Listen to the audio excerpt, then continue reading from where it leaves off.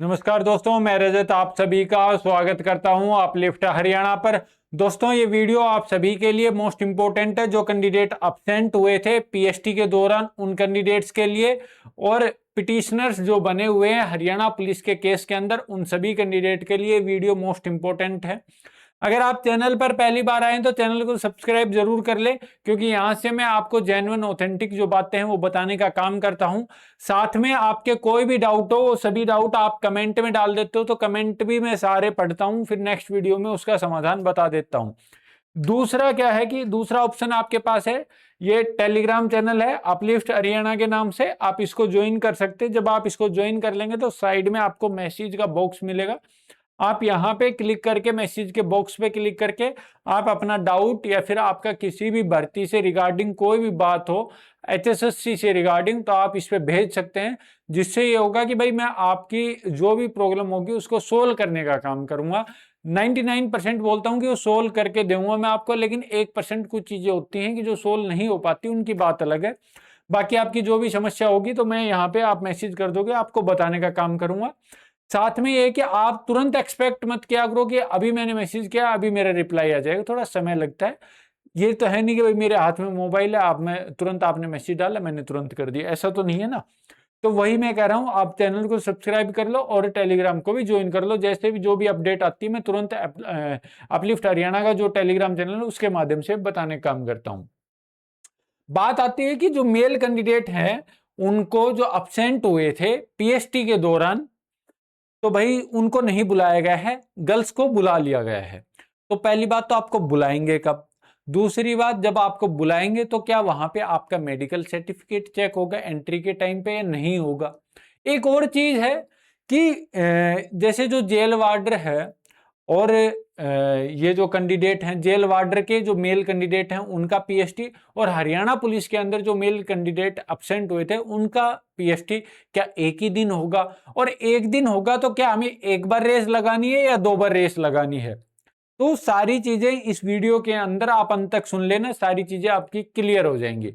और एक पॉइंट और, कि आपका जो पिटिशनर जितने भी कैंडिडेट बने हुए हैं उनका पीएमटी कब होगा? पिटिशनर्स का पीएमटी कब होगा? पीएसटी तो अभी कोई संभावना नहीं है जब पीएमटी नहीं हो रहा। तो दूसरा कि भाई क्या अभी भी हम पिटिशनर बन सकते हैं? ये सारी चीजें आपकी इस वीडियो में क्लियर होने वाली हैं, तो वीडियो के अंत तक जरूर सुन लेना। साथ में अगर ये वीडियो आपको पसंद आती है तो लाइक कर लेना और चैनल को सब्सक्राइब भी जरूर कर लेना। मैं आपको बताता हूं कि जो मेल कैंडिडेट अब्सेंट है उनको बुलाने वाले हैं 5-6 तारीख को, ठीक है। आपका नोटिस आएगा 2 या 3 तारीख को आ जाएगा आपके पास नोटिस कि भाई आपको 5 को आना। अगर थोड़ा बहुत डिले होता है तो यही मेरे पास जो अभी अपडेट आई है वो यही है कि आपका 2 या 3 तारीख को आपका नोटिस आ जाएगा अब्सेंट कैंडिडेट्स का, और 5-6 तारीख को आपको बुला लेंगे। अब बात आती है कि भाई आप वहां जाओगे, रेस लगाओगे, जब एंट्री करोगे तो क्या आपकी जो एडमिट कार्ड है, एक तो एडमिट कार्ड आपका पुराने वाला ही होना चाहिए, जो आपके पास पहले पीएसटी का था वही एडमिट कार्ड आपको लेके जाना है। अब अलग से आपके पास कोई एडमिट कार्ड नहीं आएगा, ठीक है। बात आती है कि जब आप वहां चले गए, एंट्री के टाइम पे आपने एडमिट कार्ड भी दिखा दिया, तो आपके पास क्या मेडिकल सर्टिफिकेट चेक की जाएगी? तो उस टाइम पे आपके पास कोई मेडिकल सर्टिफिकेट चेक नहीं की जाएगी, ना आपसे कुछ बात पूछी जाएगी। डायरेक्ट जैसे नॉर्मल कैंडिडेट्स की जैसे अभी पीएसटी हो रही थी वैसे ही आपकी होगी। बस के अंदर किराया आपका अब जाओगे तब भी फ्री रहेगा, आपका कोई रोक टोक नहीं है कि भाई आपको बस के अंदर किराया देना है। सिंपल सी चीज है, आप बस के अंदर ये बोल सकते हो कि भाई मैं उस दिन अब्सेंट था, अभी पीएसटी का नोटिस आया अब्सेंट कैंडिडेट्स का, तो मैं अब्सेंट कैंडिडेट्स की जगह मैं जा रहा हूं, ठीक है।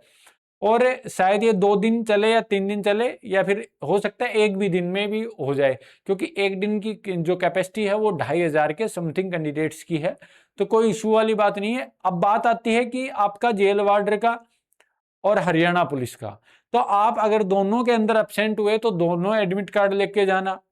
हो सकता है आपका अलग अलग दिन हो सकता है आपका एक ही दिन हो, क्योंकि जो गर्ल्स का था उसके अंदर फीमेल कैंडिडेट बहुत कम अब्सेंट थी, वो भी किसी मजबूरी के कारण अब्सेंट थी। लड़के तो क्या थे कि भाई किसी की रेस टाइम पे नहीं हारी वो भी अब्सेंट होते थे, लेकिन गर्ल्स ऐसा नहीं था। गर्ल्स के में ये था कि भाई जितनी जो लड़कियां थी उनका या तो सीपीओ का फिजिकल चल रहे थे वो थे, या फिर कोई दूसरा एग्जाम था, कॉलेज का एग्जाम था, जो भी इशू था, तो उनको इतना मतलब टाइम नहीं लगा। उनका तो 20 से और 23 के बीच में हो गया, और जैसे ही 27 तारीख को मान लो उनको कल उनको बुलाया गया था, ठीक है। तो उनको इतना इशू नहीं हुआ, उनको मतलब ये नहीं था कि भाई हमें और लंबा समय मिल जाएगा तो हम अपनी रेस लगा लेंगे। लेकिन लड़कों के साथ ये इशू था कि 20 जून से जब ये स्टार्ट हुए थे, अभी जुलाई चल रहा है, तो क्या 1 महीना हो गया है लगभग इन चीजों को फिजिकल स्टार्ट हुए। तो जब वो अपसेंट हुए थे तब उनकी रेस नहीं आ रही थी, लेकिन 1 महीने बाद तो रेस आ जानी चाहिए। ऑब्वियस सी बात है, किसी कैंडिडेट की 2-3 मिनट ऊपर थी तो अभी टूट गई होंगी। तो अब उनको मौका मिलेगा अगस्त के अंदर, 4 अगस्त तक तो उनका शेड्यूल जारी हो रखा है ऑलरेडी। तो 5-6 तारीख को उनको टाइम मिलेगा, 2-3 तारीख को उनके पास नोटिस आ जाएगा सभी कैंडिडेट के पास। मैं नोटिस सबसे पहले फीमेल कैंडिडेट का आप चेक कर लेना किसने डाला था, और ये बात बताई भी किसने थी कि एब्सेंट कैंडिडेट्स को बुलाएंगे। आप एक बार पुरानी वीडियो निकाल के देख लेना, जो जेन्युइन ऑथेंटिक बातें होती है ना वो बताता हूं भाई मैं यहाँ से। तो आप चैनल को सब्सक्राइब जरूर कर लो, आपकी कोई भी इंफॉर्मेशन मिस नहीं होगी, ठीक है। अब बात आती है कि जो एब्सेंट कैंडिडेट्स का पीएचटी का भी मैंने बता दिया है।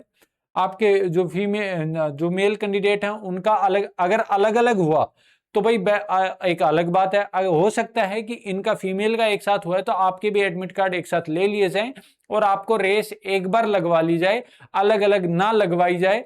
हो सकता है ऐसा, लेकिन चांस भी यही है कि आपका दोनों का एक साथ हो जाएगा, जेल वार्डर और हरियाणा पुलिस का। लेकिन अगर हो भाई अलग अलग होगा तो फिर आपको अलग अलग आपका पीएचटी देना पड़ेगा, ठीक है।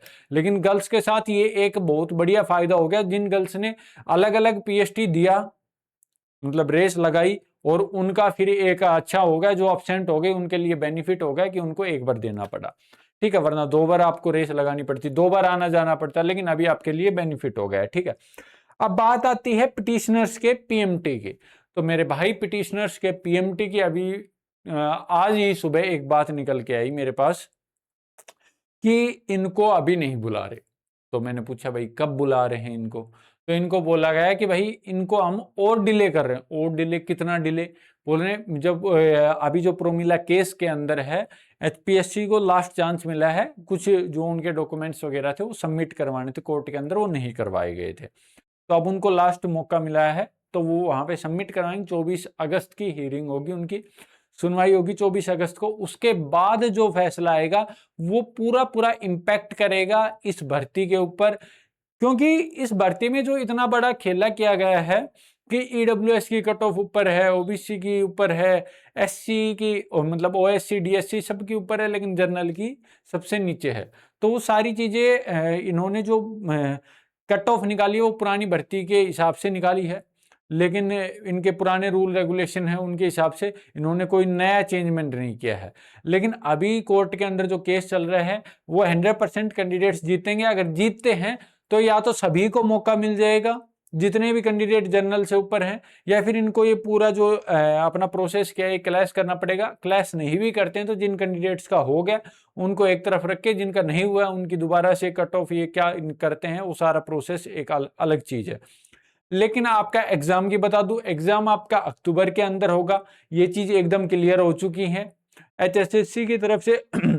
मुझे जो आपसे अपडेट मिल रही है अक्टूबर के अंदर 100% क्लियर हो गया है, आपका एग्जाम होना है अक्टूबर से। अब बात आती है कि क्या ये जो पिटिशनर्स के बिना ये भर्ती एग्जाम तक पहुंच जाएगी? नहीं पहुंचेगी, एकदम एकदम क्लियर है, नहीं पहुंचेगी। पिटिशनर्स आपने अपनी तैयारी जरूर करके रखें, आपको कभी भी बुला सकते हैं। बात तो यार ये 24 अगस्त के बाद, लेकिन बुलाएंगे जरूर, इतना कंफर्म है कि बुलाएंगे जरूर। या तो आपको जैसे जो केस है ना भाई वो हार जाएंगी प्रोमिला, तो फिर एक अलग बात है। अगर प्रोमिला केस जीतती है तो भाई आपको 100% बुलाएंगे, आपका पीएमटी होगा, पीएचटी होगा। एग्जाम में जो कैंडिडेट पीएमटी पीएचटी क्लियर करेंगे उनको मौका भी मिलेगा, ठीक है।